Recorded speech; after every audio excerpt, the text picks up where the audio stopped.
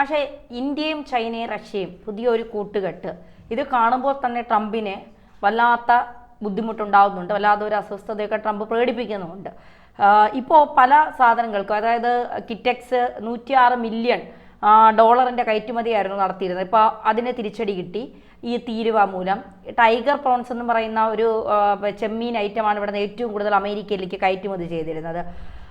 ഇപ്പോൾ അതും നിലച്ചിരിക്കുകയാണ്. അതായത് അവിടുത്തെ ഏറ്റവും പണക്കാരായ കുടിയന്മാർ ടച്ചിങ്സിന് ഉപയോഗിക്കുന്ന സാധനമാണ് ടൈഗർ പ്രോൺസ് എന്ന് പറയുന്നത്. അതുപോലും ഇപ്പോൾ കിട്ടാനില്ലാതെ ഈ കുടിയന്മാരെല്ലാം കൂടെ ട്രംപിൻ്റെ നെഞ്ചത്ത് കിടന്ന് ആറാടുന്നു എന്നാണ് പറയുന്നത്.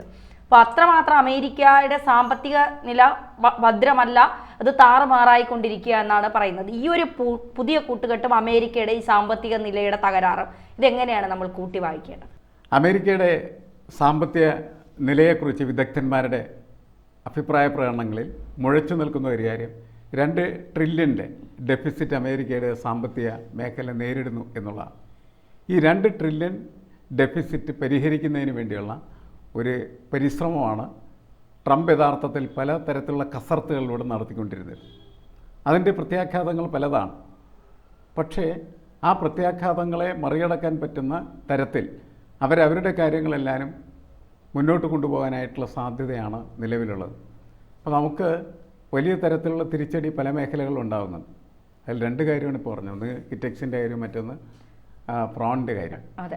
ഈ 2 കാര്യത്തിലും നമുക്ക് തിരിച്ചടി ഉണ്ടാകുന്നു. അത് മാത്രമല്ല, കഴിഞ്ഞ ദിവസമൊക്കെ നമ്മൾ മനസ്സിലാക്കിയെന്താണെന്ന് വെച്ചാൽ ഈ പാർലേജി ബിസ്ക്കറ്റ് അത് ഇപ്പോൾ എനിക്ക് തോന്നുന്നത് ഏതാണ്ട് $1 കുറച്ച് മുകളിലാണ് അതിൻ്റെ വില.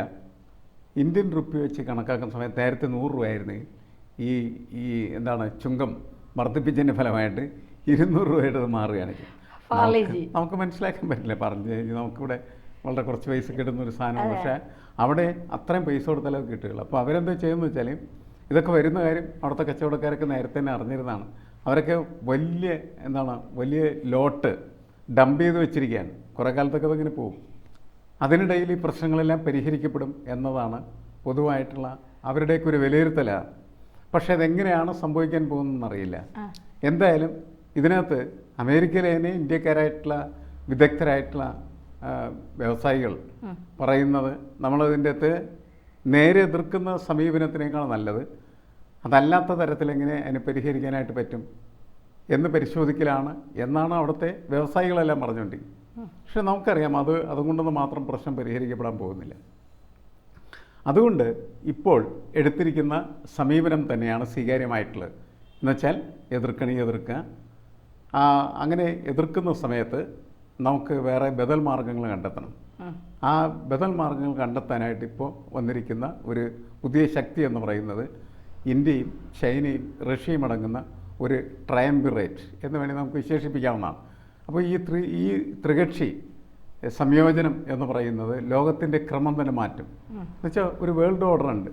ആ വേൾഡ് ഓർഡർ ഒരു പ്രത്യേക ഘട്ടത്തിൽ ശീതസമരത്തിൻ്റെ ബാക്കിപത്രമായിട്ട് കിടന്നിരുന്നതാണ്. അത് മാറി അതിൻ്റെ ഹാങ് ഓവറിൽ നിന്ന് മാറ്റി പുതിയ തരത്തിലേക്കുള്ള ഒരു കൺസ്ട്രക്ഷൻ ഈ ലോകക്രമത്തിനുണ്ടാക്കാൻ സഹായിക്കുന്നതാണ് കഴിഞ്ഞ ദിവസം ചൈനയിൽ വെച്ച് നടന്ന റഷ്യയുടെയും ഇന്ത്യയുടെയും അതേപോലെ തന്നെ ചൈനയുടെയും നേതാക്കൾ തമ്മിൽ നടത്തിയ സംഭാഷണങ്ങളിലൂടെ രൂപപ്പെട്ടു വന്നിരിക്കുന്നു. അപ്പോൾ ഇതിൽ നമുക്ക് വലിയ പ്രതീക്ഷയുണ്ട് നമ്മളെ സംബന്ധിച്ചിടത്തോളം. മാത്രമല്ല നരേന്ദ്രമോദിക്കും അതിൽ വലിയ പ്രതീക്ഷയും പ്രത്യാശയുമുണ്ട് എന്ന് തന്നെയാണ് കണക്കാക്കുന്നത്. കാരണം ഇതൊരു പുതിയ ശക്തിയാണ്.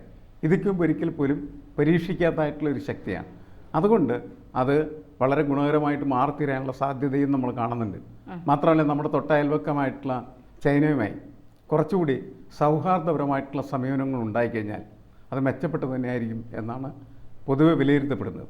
പക്ഷെ മാഷെ, ഈ ചൈനയെ വിശ്വസിക്കാൻ കൊള്ളില്ല എന്ന് പലരും പറയുന്നുണ്ട്. അതായത് ഇപ്പോൾ അമേരിക്കയുടെ ട്രേഡ് അംബാസിഡർ തന്നെ പറഞ്ഞിരിക്കുന്നുണ്ട്, പീറ്റർ നരേവോ പറഞ്ഞിരിക്കുന്നത് എന്തിനാണ് ഇങ്ങനെ റഷ്യയ്ക്കും ചൈനയ്ക്കും കിടക്ക വിരിക്കുന്നത് ഇന്ത്യ എന്നുള്ള ഒരു ചോദ്യമാണ് അയാൾ ഉന്നയിച്ചിരിക്കുന്നത്. അതുപോലെ തന്നെയാണ് ഈ ചൈനയുമായുള്ള കൂട്ടുകെട്ട് ശാശ്വതമല്ല. അമേരിക്ക പണി തന്നതുപോലെ ചൈനയും വലിയ കാലതാമസമില്ലാതെ പണിയാനുള്ള കാരണം ചൈനയെ ഒരിക്കലും വിശ്വസിക്കാൻ പറ്റില്ല എന്നുള്ളൊരു നിലപാട് പല രാഷ്ട്രീയ നിരീക്ഷകരും പറയുന്നുണ്ട്. മാഷിന് എന്താ മാഷ് അത്തരത്തിലുള്ള രാഷ്ട്രീയ നിരീക്ഷണം പുതിയൊരു കാലത്തെ പുതിയ കാലത്ത് നമുക്ക് ആരെയും അങ്ങനെ വിശ്വസിക്കാനായിട്ട് പറ്റില്ല. അങ്ങനെ വിശ്വസിക്കാൻ പറ്റുന്ന ഒരു രീതി ആരുടെ ഭാഗത്തുനിന്ന് വരുന്നില്ല. പ്രത്യേകിച്ച് ചൈനയുടെ ഭാഗത്തുനിന്ന് ഒരിക്കലും ഉണ്ടാവില്ല, അമേരിക്കയുടെ ഭാഗത്തുനിന്ന് ഉണ്ടാവില്ല. എന്തെങ്കിലും വിശ്വസനീയമായിട്ടുള്ള ഒരു സൗഹാർദ്ദം എന്ന് പറയുന്നത് റഷ്യയുമായിട്ട് മാത്രമേ ഉള്ളൂ എന്നാണ് എനിക്ക് തോന്നുന്നത്. അതിപ്പോൾ തുടങ്ങിയതല്ല, ഒരുപാട് കാലമായിട്ട് നമുക്ക് സ്വാതന്ത്ര്യം ലഭിക്കുന്ന സമയം മുതൽ തന്നെ റഷ്യയുമായിട്ട് നമ്മളുണ്ടാക്കിയിരുന്ന ഒരു സൗഹൃദമുണ്ട്. അത് പരമ്പരാഗതമായിട്ടുള്ള സൗഹൃദത്തിൻ്റെ വലിയൊരു ശക്തിയായിട്ടാണ് അന്നും ഇന്നും എന്നും നിലനിൽക്കുന്നത്. അവിടെ ഭരണാധികാരികൾ മാറിയെങ്കിൽ പോലും ഇന്ത്യ റഷ്യ എന്ന ഈ സമീപനത്തിൽ ഒരു മാറ്റം ഉണ്ടായിട്ടില്ല എന്നുള്ളതാണ്. അവിടെ മാത്രം നമുക്കങ്ങനെ വിശ്വസിക്കാവുന്നൊരു സ്ഥിതിയുള്ളൂ. ചൈനയുടെ കാര്യത്തിൽ നമുക്ക് വിശ്വസിക്കാൻ പറ്റില്ല, അമേരിക്കയുടെ കാര്യത്തിൽ നമുക്ക് വിശ്വസിക്കാൻ പറ്റില്ല. നമ്മളെയും അവരെല്ലാം അങ്ങനെ തന്നെ കാണുന്നു.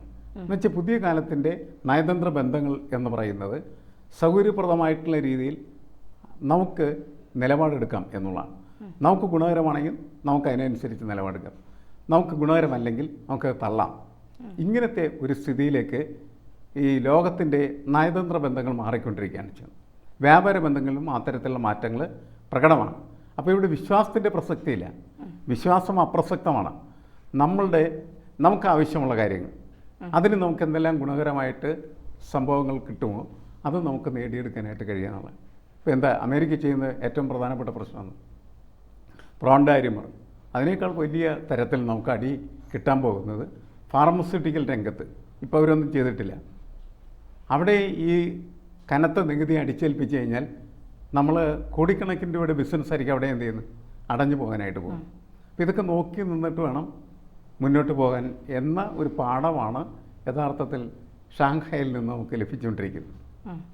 ഈ ഇത്തരമൊരു കൃത്യമായ ഒരു നിലപാട് ഇന്ത്യ സ്വീകരിക്കുമ്പോൾ അത് ഇന്ത്യക്ക് നേട്ടമായിട്ട് തന്നെ വരാൻ സാധ്യതയില്ല. ഈ താരിഫ് ഉയർത്തിയാലും GDP-യിലൊക്കെ വലിയ മാറ്റമില്ലാതെ ഇന്ത്യയുടെ സാമ്പത്തിക രംഗം അത്ര ഭദ്രമായി പോകുമെന്നല്ല, എങ്കിലും വലിയ പ്രതിസന്ധി ഒന്നുമില്ലാതെ സാമ്പത്തിക രംഗം മുന്നോട്ട് പോകുമെന്ന് തന്നെ നമ്മൾ പ്രതീക്ഷിക്കേണ്ടത്. അല്ലെ, പുതിയ ബന്ധങ്ങൾ ഉണ്ടാക്കുമ്പോൾ നമുക്കൊരു സ്ഥലത്ത് വരുന്ന നഷ്ടം മറ്റ് പുതുതായിട്ട് ഉണ്ടാക്കുന്ന ബന്ധങ്ങളിലൂടെ നമുക്ക് പരിഹരിക്കാനായിട്ട് കഴിയും. സമ്പൂർണ്ണമായിട്ട് പരിഹരിക്കാൻ പറ്റുമെന്ന് ചോദിച്ചാൽ ചിലപ്പോൾ പറ്റണമെന്നില്ല, എങ്കിലും ഒരു പരിധിവരെ പരിഹരിക്കാൻ കഴിയും എന്ന് തന്നെയാണ് പ്രതീക്ഷിക്കുന്നത്. ആ സാധ്യതയാണ് ഈ സമ്മേളനത്തിനുള്ള അല്ലെങ്കിൽ ഉച്ചകോടിക്കുള്ളത് നമ്മൾ മനസ്സിലാക്കണം.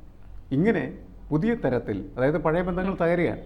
പഴയ ബന്ധങ്ങൾ തകരുന്ന സമയത്ത് നമ്മൾ പുതിയ ബന്ധങ്ങൾ ഉണ്ടാക്കാനായിട്ട് ശ്രമം നടത്തുന്നു. ഇതിനിടയിലുള്ള ഒരു പീരീഡ് എന്ന് പറഞ്ഞാൽ ട്രാൻസിഷൻ പീരീഡാണ്, ഒരു സംക്രമണ കാലം. ആ സമയത്ത് ചില പരിക്കുകളൊക്കെ ഉണ്ടാവും.